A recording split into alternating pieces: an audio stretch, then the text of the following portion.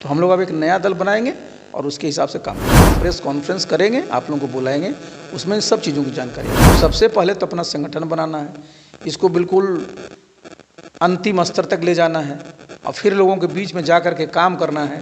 2016 से शराबबंदी लागू है, 8 साल हो गए। एक हाई लेवल कमेटी बनाई, भाई शराबबंदी की जो मैंने समझ को कानून है उसको ख़त्म करने के लिए आपको तो कैबिनेट में पहले आना पड़ेगा ना। नमस्कार, आप देख रहे हैं NBC 24 और मैं हूं आपके साथ इंद्रजीत कुमार।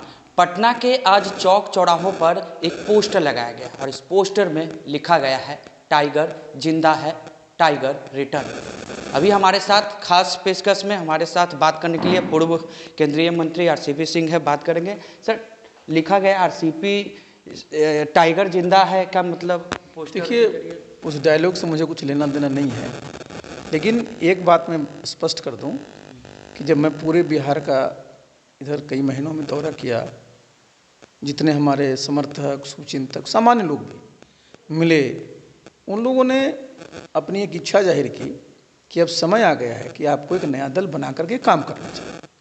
उसके बाद हमारे साथ जितने हमारे साथी सहयोगी लोग काम करते हैं, नेता लोग, उन सबको मैंने 3 दिनों तक पटना में बुलाया और उनसे स्पष्ट पूछा कि बताइए क्या करना चाहिए। उन लोगों ने स्पष्टता के साथ कहा कि एक नया दल बना करके बिहार में काम करना चाहिए। तो हम लोग अब एक नया दल बनाएंगे और उसके हिसाब से काम करेंगे। दल का नाम क्या होगा? दल कौन कौन से मुद्दे पर काम करेगी और कब दल जो है वो लॉन्चिंग? ये जो है आपको बता देंगे, लेकिन बहुत जल्द होगा। हम प्रेस कॉन्फ्रेंस करेंगे, आप लोगों को बुलाएंगे, उसमें सब चीज़ों की जानकारी आपको देंगे।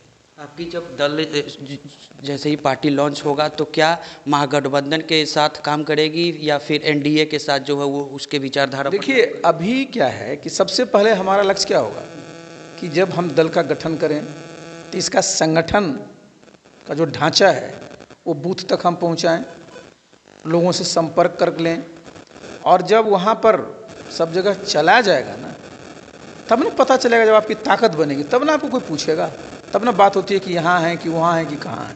तो सबसे पहले तो अपना संगठन बनाना है, इसको बिल्कुल अंतिम स्तर तक ले जाना है और फिर लोगों के बीच में जा कर के काम करना है और फिर निर्णय लिया जाएगा कि आगे किस प्रकार की राजनीति कर करके यहाँ चुनाव में हिस्सा लेना है। 243 विधानसभा सीट में कितने सीटों पर RCP सिंह अपने कैंडिडेट को उतारेंगे? अब ये कहना मुश्किल है, क्योंकि मैं तो घूमते रहा हूँ और मेरे पास बहुत सारे क्षेत्रों के नाम है हमारे पास, लेकिन अभी तो ये कहना थोड़ा अर्ली होगा। जब हम लोग घूमेंगे, देखेंगे कहाँ कहाँ हमारे मजबूत साथी हैं जो चुनाव लड़ने को इच्छुक हैं, किस प्रकार की परिस्थिति है, क्या वहाँ समीकरण है, उसमें निर्णय लेंगे। एक आखिरी सवाल लेंगे। प्रशांत किशोर और आप दोनों JDU से ही निकले हैं। प्रशांत किशोर ने भी अपनी पार्टी को जो है लॉन्च कर दिया है, आपने भी कहा है कि पार्टी को लॉन्च करने वाले हैं। तो उन्होंने कहा है कि 1 घंटे में अगर हमारी सरकार बनेगी तो शराबबंदी कानून को ख़त्म कर देंगे। देखिए, ये तो घोषणा जो उन्होंने किया है ना, ये व्यवहारिक नहीं है। जब उनकी सरकार बनेगी तो 1 घंटा में कैसे होगा?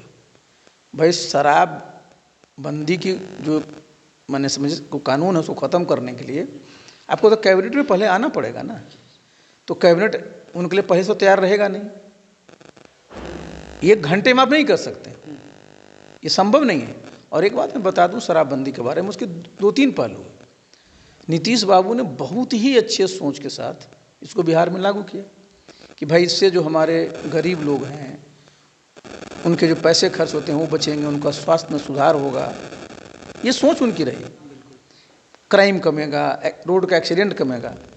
लेकिन देखिए, खान पान के बारे में अगर कोई कानून बनता है तो उसको लागू करना इतना आसान नहीं रहता है, उसका अनुश्रवण करना भी बहुत मुश्किल होता है, और इसलिए उसमें बहुत तरह की समस्याएं आ रही हैं। आप देखते हैं कि अवैध शराब की बिक्री होती है, जहरीले शराब पी के लोग मर रहे हैं। तो मैंने तो उसमें पहले भी माननीय मुख्यमंत्री से कहा था, फिर मैं आपके चैनल के माध्यम से अनुरोध करूँगा कि यहाँ 2016 से शराबबंदी लागू है, 8 साल हो गए।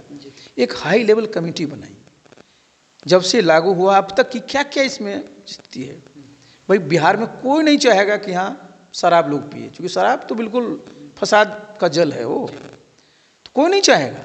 लेकिन साथ ही जब कोई कानून अगर बनाया गया है तो सभी चीज़ों को देख लेना चाहिए। उसमें और भी प्रदेशों में कानून बनाया गया है, कैसे वहाँ किया जा रहा है। और सिर्फ कानून से शराबबंदी लागू नहीं हो सकती। कानून एक है, उसे एक भय आएगा, लेकिन सिर्फ भय से शराबबंदी लागू नहीं हो सकती है, इसके लिए जन जागरण भी करना पड़ेगा, लोगों को समझाना पड़ेगा। जब लोग समझ लेंगे मैं दारू नहीं पीता हूँ तो इसलिए मैं नहीं पीता हूँ कि शराबबंदी का कानून से डर है, बचपन से हमारा एक संस्कार रहा, हमारा खराब चीज़ है। हाँ, नहीं तो ये जन जागरण करना पड़ेगा और तब धीरे धीरे चल करके इस समाज में सुधार की बात है ना। समाज सुधार कोई 2 दिन में नहीं होता, इसमें 10 साल 15 साल 20 साल लगता है, लेकिन ये निश्चित रूप से कोई शराब अच्छी चीज़ नहीं है। एक आखिरी सवाल है कि सर, मुख्यमंत्री नीतीश कुमार लगातार पिछले कई दिनों से ये कह रहे हैं कि हम इधर उधर अब नहीं जाएंगे, 2 बार हमसे गलती हो गई है, तो क्या लगता है मुख्यमंत्री नीतीश कुमार एनडीए में ही रहेंगे या फिर से पाला बदलेंगे? देखिए, मैंने तो उनके साथ वर्षों तक काम किया है और उनके मुंह से जब मैं सुनता हूँ ना कि गलती नहीं करूँगा, उनको ऐसा नहीं बोलना चाहिए। वो नेता हैं, उनका कद बहुत बड़ा रहा है, जो निर्णय आपने लिया कभी भी गलत निर्णय थोड़े था, आपने पूरे होशो हवास में निर्णय लिया, तो काहे आप अपने आप को एक गिल्ट फीलिंग लाने देते हैं अपने व्यक्तित्व में कि मैंने गलती किया? जी नहीं, आपने सही समय पर सही निर्णय लिया था, इसलिए ये सोच नहीं होना चाहिए भाई जो उसमें उचित आपको लगा, एक राजनीतिक के रूप में आपने निर्णय लिया और कोई साधारण नेता तो आप रहे नहीं है, 39 सालों का आपका अनुभव रहा है। चलिए, तो ये थे हमारे साथ पूर्व केंद्रीय मंत्री आरसीपी सिंह, जिन्होंने हमारे सभी सवालों का जवाब दिया। फिलहाल इस खबरों में इतना ही, खबरों के साथ बने रहें। अब तक हमारे चैनल को आपने सब्सक्राइब नहीं किया तो जल्द से जल्द कर ले। धन्यवाद।